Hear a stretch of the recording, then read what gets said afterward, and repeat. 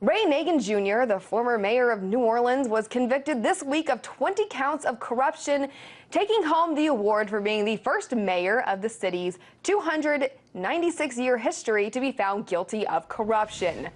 Nagin was the mayor before, during, and after Hurricane Katrina hit New Orleans. We now know that he told people who wanted to help clean up the aftermath that they had to pay him first. Here to discuss is Lew Rockwell, founder and chairman of the Mises Institute. Lew, what this man has done is really shocking. Katrina caused $135 billion in damages in New Orleans, and 1,800 people died across the Gulf Coast.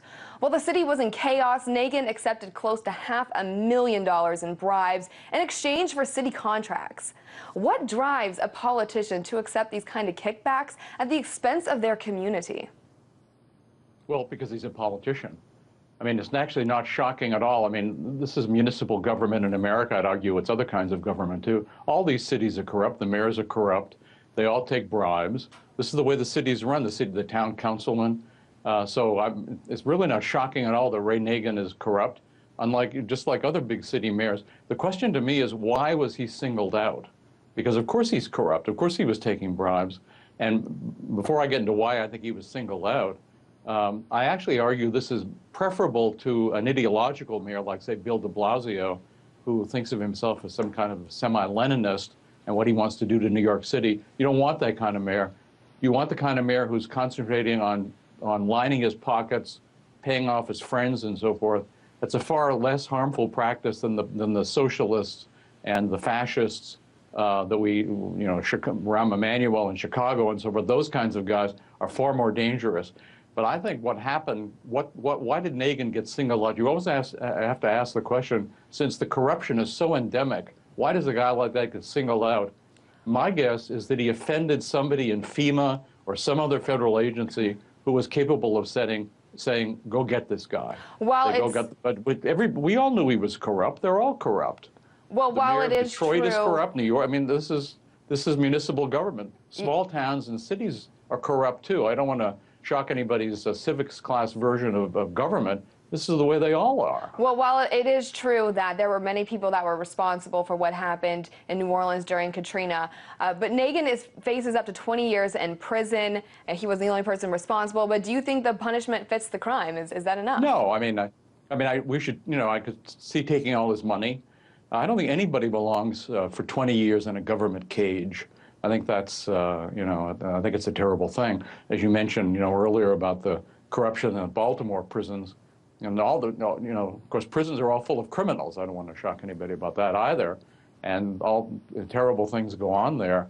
So to put somebody for 20 years in prison, I think that's just an outrageous sentence. But the U.S., of course, is the prison capital of the world. It's the gulag capital of the world. We have far more people in prison per capita than any other country in the world. And the sentences are getting longer and longer because there's a prison industrial complex of corporatist businesses in connection with government. They're all making a lot of dough off putting people in cages.